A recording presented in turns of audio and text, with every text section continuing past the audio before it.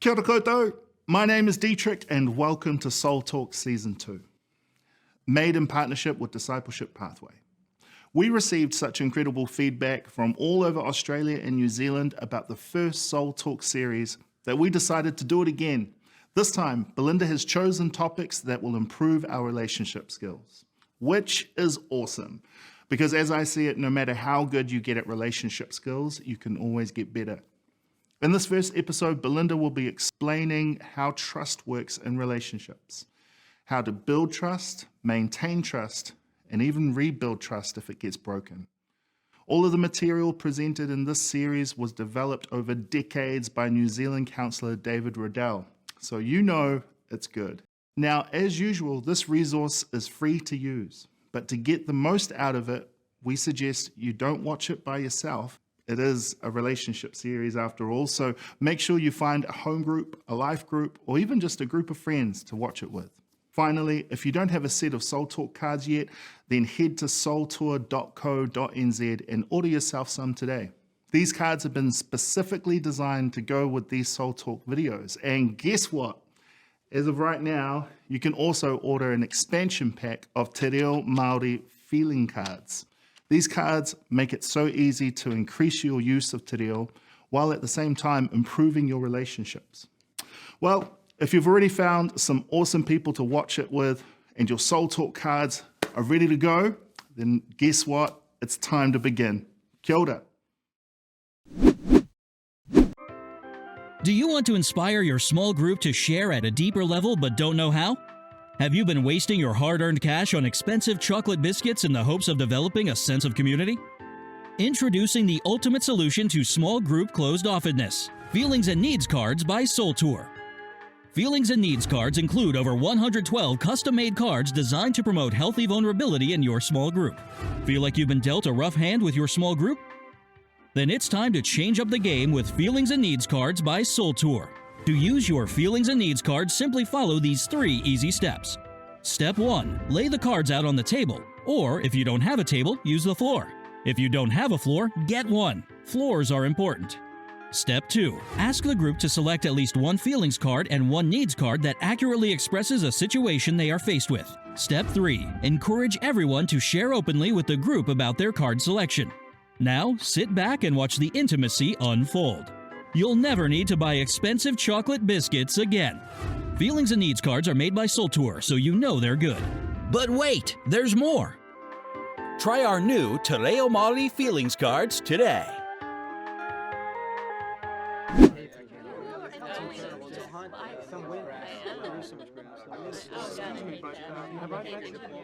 I relied on interviews rather than 15 of a year, whatever to get done. I never worked. Because I had to only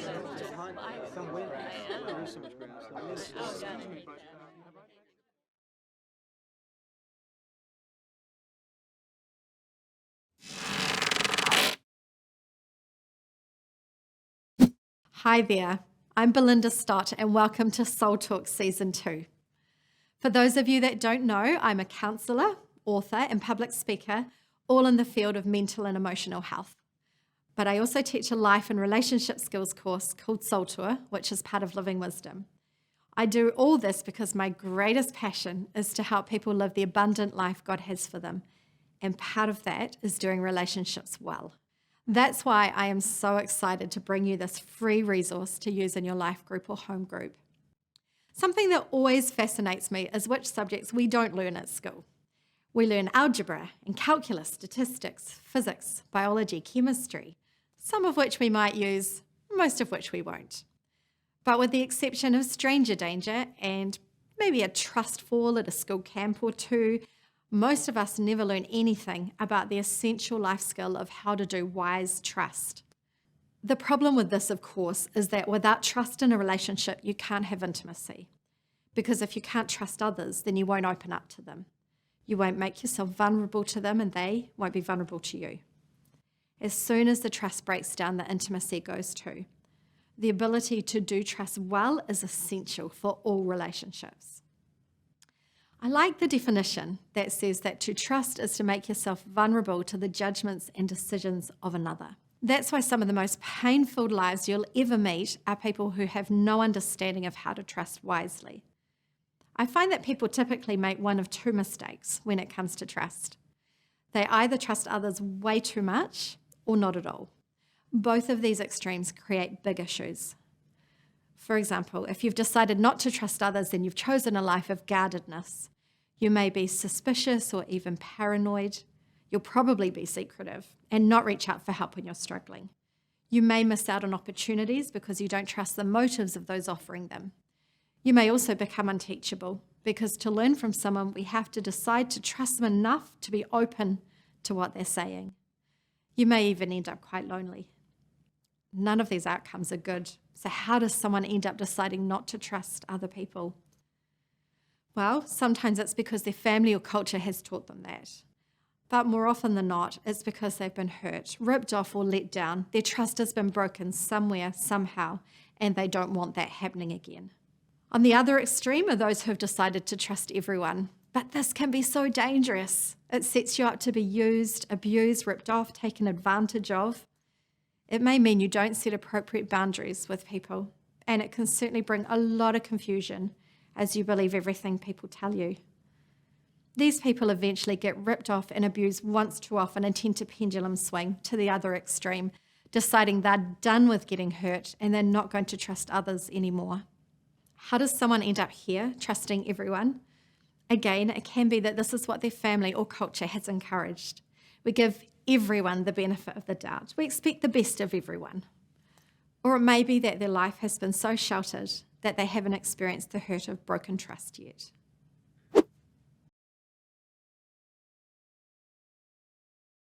So what led to me struggling with trust and abuse of my trust was essentially being really young, really naive, being one of those people who strove all the time to be as authentic as possible, and I wore my heart on my sleeve, and I would tell everyone everything the minute I met them, and as a result of that, I had no boundaries. I started dating, essentially, one of the guys I worked with, and he was really abusive, psychologically abusive. He was manipulative, he was unkind. When I left that situation, my trust of men was entirely broken. Things can't have been easy on my mum, bringing 4 kids up as a single mum. It got to be tough, but it led to chopping and changing in and out of her care, moving around a lot. I went to 24 different primary schools, and that kind of led to me really not having any firm relationships, any trust. Dad was in jail most of my life, so it was pretty hard. You can just imagine a little 6-year-old boy going into a massive family going, whoa, what is this place? Why do they do things different to the last place? So very confusing, very, very confusing. Trusting anybody was zilch. It was just a no-go. Putting my trust into my teachers, putting my trust into my friends, anybody that came into my path there was no trust. So I kept everybody at arm's length at all times. I couldn't have a close friendship. I couldn't have a close school relationship. I couldn't have anything that I was able to go and talk to my teachers about my issues that were going on. Counsellors were just a no-go. It was hard. It was very, very, very hard. A vital aspect of having good mental and emotional health is finding a balance between two extremes. We need to learn to balance our heads and our hearts, our thinking and our emotions. We also need to learn to balance taking care of our own needs with taking care of the needs of others, or we end up burning out. Trust is exactly the same. And the starting place for finding that balance is learning one very straightforward but seldom understood fact. And it's this: everyone is trustworthy somewhere in their lives, but nobody is trustworthy everywhere in their lives. We can't afford to make the mistake of categorizing a person as completely trustworthy or completely untrustworthy, because everyone you'll ever meet will have areas of their life that they can be relied on and areas they are unreliable in. So let me say it again. Everyone is trustworthy somewhere in their lives, but nobody is trustworthy everywhere in their lives. If you have a friend who is incredibly untrustworthy with time, you would be foolish to trust them to get you to the airport for a flight. You'd probably end up missing it and angry with your friend. Yet you already knew you couldn't count on them in this area. By trusting them, you're setting both of you up for failure and putting strain on the relationship. Perhaps someone in your family is loyal, supportive, and always on time, but bad with confidentiality. No matter how much they love you, you'd be very unwise to share your secrets with them because sooner or later, they'll probably reveal them to others. So what we need to do is start setting realistic expectations for what the people in our lives are actually capable of, not what we wish they were capable of. Personally, I believe there are two things that make people untrustworthy in different areas. The first is our mental health. If you are struggling with any area of your mental health, it won't matter how much you love someone, your mental health will spill onto them at some point. The good news, of course, is that our mental health can always improve, and there are many amazing tools out there now that can help you. The second reason we can be untrustworthy is our personality. For example, my husband is very wired towards big picture planning, scheming, dreaming, plotting, but he's not great at smaller details, which means the rubbish often gets forgotten. I'm a high achiever, and I can be very task-focused, which means I'm not always good at dropping things to spend time having fun with my family. Now, although we can temper these personality traits slightly, we're unlikely to ever become particularly trustworthy in these areas. Which brings me to another point. Just as we need to set realistic expectations for what the people in our lives are capable of, not what we wish they were capable of, we'd be wise to communicate to others the areas where we're not as strong as they might like us to be. This way, those who are in relationship with us can set their expectations at a realistic, attainable level. I hope you're seeing how important it is to work out where people have it sorted and where they don't, and to be understanding and gracious towards them. The only way to do that is time and observation, and that's actually a big key to trusting wisely.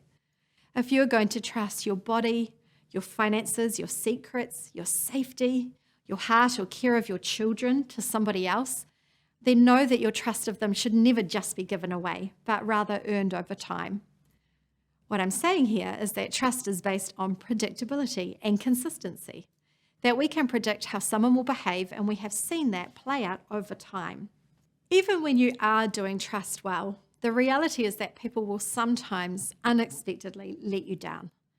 So the last thing I want to talk about is how trust can be re-earned when it's been broken. It's a very simple 3-step process, though I find not many people actually do it. The first step is to work out where the trust has been broken. Has your boss promised to make some changes at work, then not followed through? Is a family member sharing your secrets with a whole family even though you've asked them not to? Is your partner spending money on the credit card, then hiding it from you? Has a friend lied to you about a series of events? Once you know exactly where the trust has been broken, your next step is to work out what it will take for the offender to re-earn your trust. Or you theirs if you're the offender. What do you need them to be willing to do to prove to you that they're changing and becoming trustworthy in this area? As an example, I worked with a woman who discovered her partner had been lying to her about a whole lot of things. After some discussion, these are the 3 things she decided to ask him to do. Firstly, tell everyone he had been lying, all his friends and family, so he couldn't keep getting away with it anymore. Second, be more honest and open with her about things that were embarrassing or vulnerable to him, because they were the things he lied about the most. And third, get counselling. Because unless you know why someone has done what they've done, and unless you know they are resolving those core reasons for their bad behaviour, you have no guarantees they won't do it again. If you can get to this point where the hurt person has clarified, this is what I need you to work on, and the offender is willing to do that, then if they go away and follow through, over time the trust will gradually be rebuilt. These steps apply to children too. If you can see your child pulling away from you, it may be because they believe you have broken their trust in some way. A conversation where you ask if they feel hurt by you in some area and how you can fix it could help restore your connection with them. So that's how you re-earn trust when it's been broken. Pretty simple, really. But it is amazing how many people don't sort this out. Yet I believe thousands of relationships could be saved, healed, improved if we just understood these basics of trust. So I guess the big turning point for me was it been maybe 1 or 2 years, and I was feeling okay most of the time, probably still quite numb, but I just couldn't shake not feeling okay, and I couldn't shake anxiety. I definitely couldn't date, but I couldn't pinpoint why. I thought there's been enough time, I've forgiven everyone involved, I've moved cities. Why am I still wrestling with this? It's been 2 years, and it just felt like this really big tangle, and I couldn't unpick it. I didn't know why I was feeling the way I was, why I was still struggling after several years with this massive anxiety.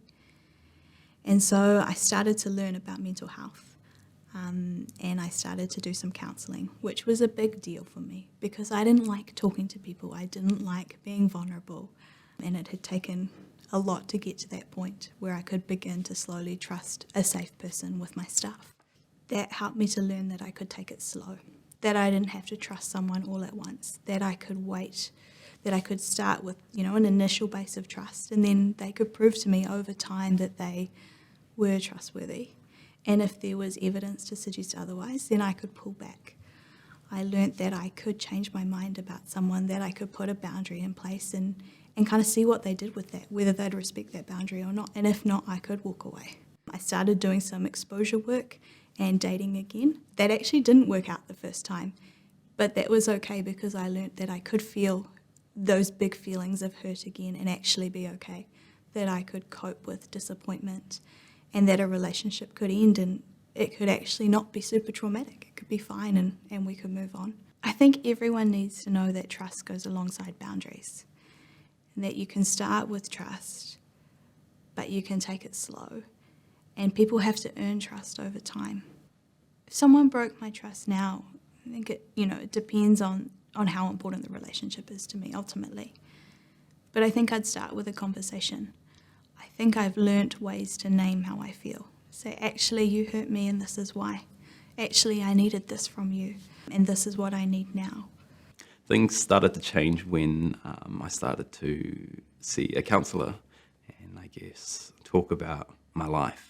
Share those tapu situations that I held to myself for so long, and to process those with tools and different ways of thinking about the situation, looking at it through different lenses and processing it slowly. The pain from when I was a child now, it's still, I guess, a thing that happened, and it's still a scar, but it's now a healed scar. My dad wasn't in the picture for most of my life, so trusting him was actually the harder thing. Forgiving him was easy because I hadn't really had him to be able to let me down. So trusting him in certain areas of my life and breaking those barriers was the key. So forgiving him for not being around, but now trusting him, but not trusting him in all aspects of my life, just certain things that I know that those little baby steps are going to become a blossom. Well, I hope you have learnt some useful insights about trust, how it works and how to restore it when it's been broken. I want to encourage you to spend some time this week thinking through a couple of questions. Firstly, whose trust might you have broken and in what areas, and how could you go about re-earning it? Secondly, who has broken your trust and in what areas, and what would you like them to do to re-earn it? One last thing, even when someone does what you ask them to do to re-earn your trust, you may find you still can't get past what's happened. This might be because what you're dealing with isn't so much a trust issue, but an issue of unforgiveness, which is the topic we'll look at in our next session together. See you then.